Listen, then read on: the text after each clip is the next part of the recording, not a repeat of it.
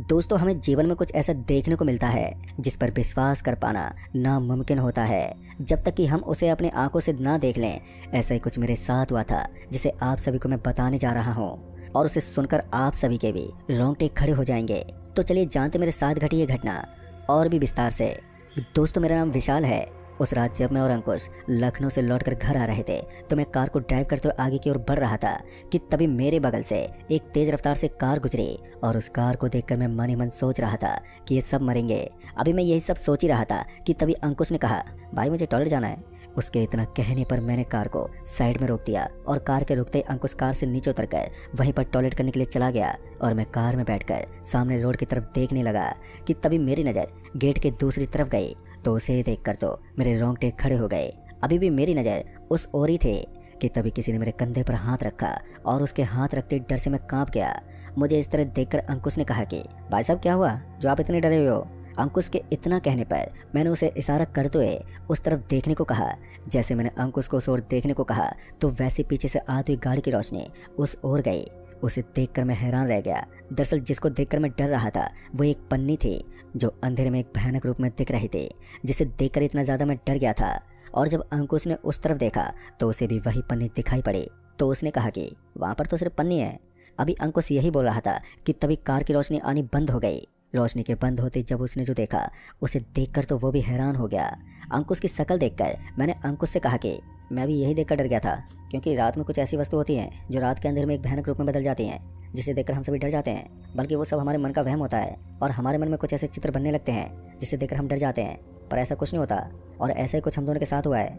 अभी मैं कार को स्टार्ट ही कर रहा था कि तभी अंकुश ने कहा कि भाई मैं कार चलाता हूँ। अंकुश के इतना कहते ही मैंने अंकुश को कार चलाने के लिए दे दिया और अंकुश कार को घर की ओर लेकर जाने लगा और हम दोनों आपस में बातें करते हुए अब घर की तरफ बढ़ रहे थे कि तभी मेरी नज़र सामने रोड पर गई तो मैंने देखा कि सामने रोड पूरा जाम था। जब अंकुश कार को लेकर और पास गया तो मैंने कार से नीचे उतरकर ये पता करने के लिए कि आखिर हुआ क्या है। जब मैं आगे की तरफ गया तो उसे देखकर तो मेरे भी होश उड़ गए। दरअसल मैंने देखा कि जो कार मेरे बगल से काफ़ी रफ्तार से गुजरी थी उस कार की टक्कर एक ट्रक से हो गई थी। उस टक्कर वाली कार के ड्राइवर का सर ही नहीं था और इस एक्सीडेंट को देखकर ये साफ जाहिर था कि ये रास्ता पूरी तरह से बंद रहेगा। अब रास्ता ब्लॉक था तो अब हमारे यहाँ से जाना बहुत ही मुश्किल था। ये सब सोचते हुए मैं अंकुश के पास गया तो मैंने उसे सारी बात बताई कि अब हमें किसी और ही रास्ते से जाना होगा, पर हम दोनों को समझ में नहीं आ रहा था कि अब यहाँ से कैसे आगे जाएं। तो मैंने मोबाइल फ़ोन में मैप पर यहाँ से निकलने के लिए रास्ते को सर्च किया तो पता चला कि यहाँ से 2 किलोमीटर पहले एक रास्ता है जो जंगल से होते हुए आगे हाईवे पर मिलता है। ये सब देखकर मैंने अंकुश को कार को उस रोड की तरफ लेकर चलने के लिए कहा। मेरे इतना कहने पर अंकुश कार को उस तरफ लेकर जाने लगा तो मैंने घड़ी में समय देखा तो अभी रात के 10 बज रहे थे और अभी हम दोनों आपस में बातें करते हुए उस रोड की तरफ बढ़ ही रहे थे। और जब उस रोड पर जैसे ही पहुंचे तो वैसे ही कार बंद पड़ गई और कार के बंद होते मैंने अंकुश से कहा, भाई साहब क्या हुआ जो कार बंद हो गई। मेरे इतना कहने पर अंकुश ने बताया कि पता नहीं क्यों अचानक ही कार चलते चलते बंद पड़ गई है। अब हम दोनों कार को स्टार्ट करने की पूरी कोशिश कर रहे थे कि तभी मुझे ऐसा लगा कि कोई कार के सामने से गुजरा हो और जब मैंने सामने की तरफ देखा तो उसे देखकर मैं एक पल के लिए सहम सा गया कि तभी अंकुश ने कहा कि ये कौन है जो कार के सामने है। उसके इतना कहने पर जब मैंने ध्यान से देखा तो वो एक बूढ़ा आदमी था जो कार पर अपना हाथ पीट रहा था। उस बूढ़े आदमी को कार पर हाथ पीटता हुआ देखकर मैं कार से बाहर निकलकर उस बूढ़े आदमी के पास गया और उस बूढ़े आदमी को वहां से भगाने लगा। मैं उस बूढ़े आदमी को कार से दूरी कर रहा था कि तभी उसने कहा कि यहाँ से लौट जाओ नहीं तो तुम भी मारे जाओगे। अब इतना बोलकर वो बूढ़ा आदमी वहां से चला गया। दोस्तों, उस बूढ़े आदमी को देखकर मुझे लगा कि शायद ये कोई पागल आदमी था जो ऐसे ही बोल रहा था। दरअसल उस बूढ़े आदमी के कपड़े पूरी तरह से फटे हुए थे, इसलिए मैंने उस बूढ़े आदमी की बात पर गौर नहीं किया और कार में आकर बैठ गया। कार में बैठते ही अंकुश ने कहा, कौन था जो ऐसा बोल रहा था। अंकुश के इतना कहने पर मैंने उससे कहा कि अरे यार कोई पागल वागल था। मेरे इतना कहने पर अंकुश ने कार को स्टार्ट किया और कार के स्टार्ट होते ही अंकुश उस रोड की तरफ कार लेकर बढ़ने लगा। रोड के दोनों तरफ पेड़ ही पेड़ थे। जैसे जैसे हम आगे की ओर बढ़ रहे थे तो वैसे वैसे हमें ठंड का एहसास हो रहा था। तो मैंने अंकुश को कार की एसी बंद करने के लिए कहा। मेरे इतना कहने पर अंकुश ने कार की एसी बंद कर दी और कार की एसी बंद करते ही अब ठंड और भी ज़्यादा बढ़ती जा रही थी। ये देखकर हम दोनों हैरान थे कि ये कैसे हो रहा था। अंकुश कार को ड्राइव कर रहा था और देखते देखते उसके हाथ पैर भी बुरी तरह से कांपने लगे। उसे इस तरह देखकर मेरे भी हाथ पैर कांपने लगे थे। अब हम दोनों की घबराहटें बढ़ती जा रही थी। अभी हम दोनों इसी सोच में थे कि आखिर हो क्या रहा है कि तभी मेरी नज़र कार में लगे मिरर पर गई, जिसे देखकर मैं बहुत ही ज़्यादा डर गया था। डर की वजह से मैं कुछ बोल भी नहीं पा रहा था। डरते हुए मैंने अंकुश को मिरर की तरफ देखने का इशारा किया और मेरे इशारा करते ही जब उसने कार में लगे मिरर में देखा तो उसे देखकर तो अंकुश पूरी तरह से कांप गया था। दरअसल हमने देखा कि कार के पीछे की सीट पर एक औरत बैठी थी, पर उस औरत का सर नहीं था और वो किसी आदमी का सर हाथ में लेकर बैठे हुए थे, जिसे देखकर हम दोनों अब बहुत ही ज़्यादा डरे हुए थे। उस औरत का ये भयानक रूप देखकर अंकुश ने कार को रोक दिया और कार के रुकते ही हम दोनों कार से बाहर निकलकर जंगल की तरफ जाने लगे। और जब मैंने पीछे की तरफ पलटकर देखा तो वहाँ पर उसी औरत की तरह और भी औरतें आ गईं। अभी मैं उन्हें ही देख रहा था कि तभी उनमें से एक औरत ने मुझे देख लिया और वो हमारी तरफ आने लगी। उस औरत को अपनी तरफ आता हुआ देखकर हम दोनों वहाँ से भागते भागते काफ़ी दूर आ गए थे कि तभी मेरी नज़र एक रोशनी पर गई और उस रोशनी को देखकर हम दोनों वहाँ पर पहुँचे तो हमने देखा कि वो एक गाँव था और उस गाँव को देखकर हम दोनों को थोड़ी राहत मिली। पर अब वो औरत भी हमें कहीं भी दिखाई नहीं दे रहे थे। हम दोनों इससे अनजान थे कि हम दोनों उन्हीं के पास आ गए थे जिनसे हम बचकर भाग रहे थे। और जब उस गांव में पहुंचे तो मुझे एक बूढ़ा आदमी दिखाई पड़ा और उस बूढ़े आदमी को देखकर जब हम दोनों उस बूढ़े आदमी के पास गए तो वो बूढ़ा आदमी हम दोनों को देखकर पूरी तरह से हैरान था।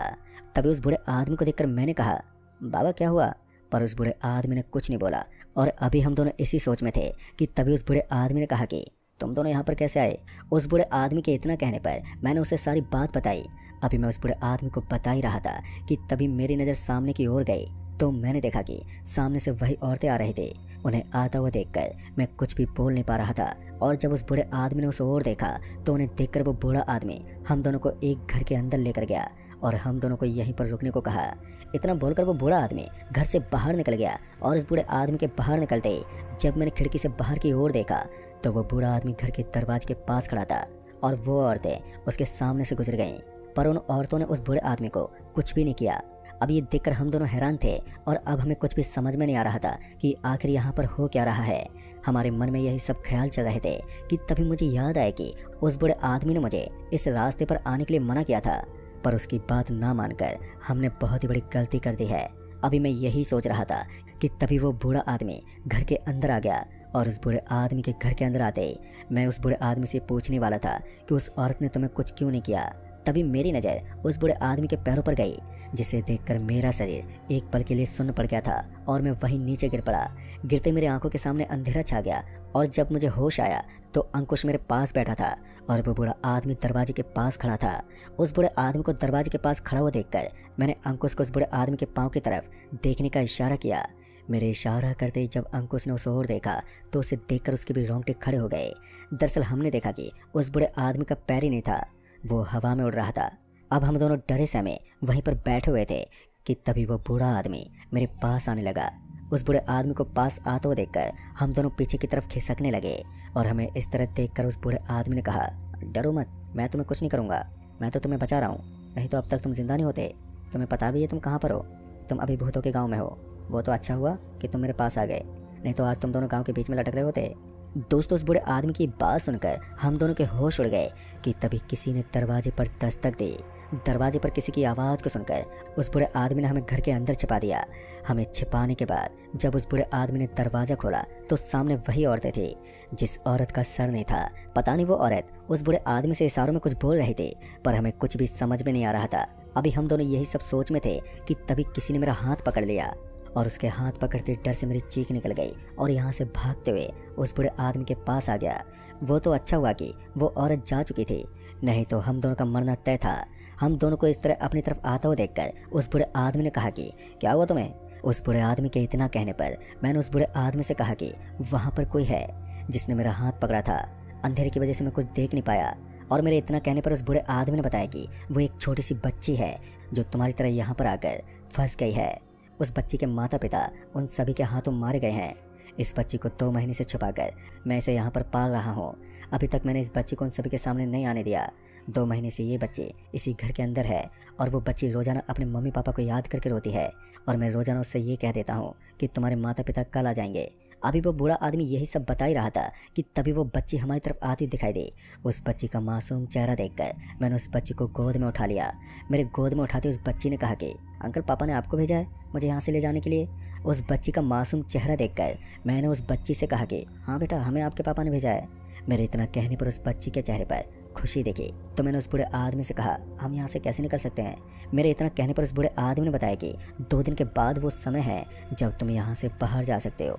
अगर नहीं जा पाए तो 5 महीने के लिए फिर से यहीं पर रह जाओगे। तब तक तुम शायद जिंदा ना रहो और उस रात तुम्हें बहुत ही संभल कर यहाँ से निकलना होगा, क्योंकि ये औरतें उस रात किसी इंसान की तलाश में रहती हैं। अगर किसी को भी उस रात किसी भी इंसान का खून पीने को मिल गया तो वो और भी ज़्यादा ताकतवर हो जाती हैं, पर उन सभी का भी एक दायरा होता है जिससे कि वो उस रात उससे बाहर नहीं जा सकती। दोस्तों, उस बूढ़े आदमी की बात सुनकर अब हमें उस समय का इंतजार था जब हमें यहाँ से बाहर निकलना था, पर हमें 2 दिन तक उन सभी से बचकर रहना होगा। और जब मेरी नज़र हाथ में लगी घड़ी पर गई तो उसे देखकर मैं हैरान हो गया, क्योंकि घड़ी अब उल्टी चल रही थी। ये सब देखकर मुझे कुछ भी समझ में नहीं आ रहा था कि कितना समय हो रहा है। अभी मैं इसी सोच में था कि तभी वो बूढ़ा आदमी ये बोलकर बाहर चला गया कि मैं कुछ समय में आ रहा हूँ। उस बूढ़े आदमी के घर से बाहर जाते ही अचानक से एक अजीब तरह की आवाज़ आने लगी, और उस आवाज़ को सुनकर हम दोनों घर की खिड़की से उस आवाज़ की तरफ देखने की कोशिश करने लगे। और जब हमने देखा तो वो औरतें एक दूसरे का सर निकालकर ऊपर की तरफ फेंक रही थी और कुछ हवा में उड़ रही थी, और जो वहाँ पर बैठे थे उन्हें देखकर हंस रहे थे।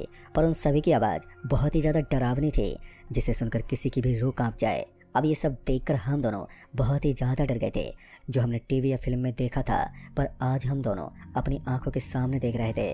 अब ये सब देखकर हम बुरी तरह से डर गए थे और उस खिड़की से दूर जाकर बैठ गए। हमें इस तरह देखकर उस बच्ची ने कहा, क्या हुआ अंकल? उस मासूम बच्ची के इतना कहते ही अंकुश ने उस बच्ची को अपने गोद में ले लिया और हम दोनों डरे से हमें वहीं पर बैठे रहे। बैठे ही बैठे हमारी आंख लग गई, और जब आंख खुली तो वो बूढ़ा आदमी मेरे सामने था और वहीं पर अंकुश और वो बच्चे सोने लगे थे कि तभी उस बूढ़े आदमी ने कहा कि वो समय भी आ गया है, अब तुम यहाँ से निकल सकते हो। उस बूढ़े आदमी की ये बात सुनकर मैं शौक में आ गया, क्योंकि कुछ समय पहले तो उन्होंने बताया कि 2 दिन बाद वो समय आएगा। अभी मैं इसी सोच में था कि उस बूढ़े आदमी ने बताया कि तुम सभी 2 दिन से सो रहे हो। उस बूढ़े आदमी की बात सुनकर मैं हैरान हो गया कि तभी अंकुश और उस बच्चे की आँख खुल गई। जब मैंने अंकुश से ये बात बताई कि हम सभी 2 दिन से सो रहे थे, कि तभी मेरी बात सुनकर वो हैरान हो गया। तभी उस बूढ़े आदमी ने हमें अपने पीछे आने का इशारा किया, और उस बूढ़े आदमी के इशारा करते ही हम एक पेड़ के पास छिप गए। जैसे हम पेड़ के पास छुपे तो वैसे वो औरत उस बूढ़े आदमी के पास आ गई और उस बूढ़े आदमी से बोलकर चली गई। उस औरत के जाते उस बूढ़े आदमी ने हमें अपने पास बुलाया, तो मैंने उस बूढ़े आदमी से कहा कि वो औरत क्या बोल रही थी। तो उस आदमी ने बताया कि अगर कोई इंसान तुम्हें नजर आए तो हमें इतला कर देना।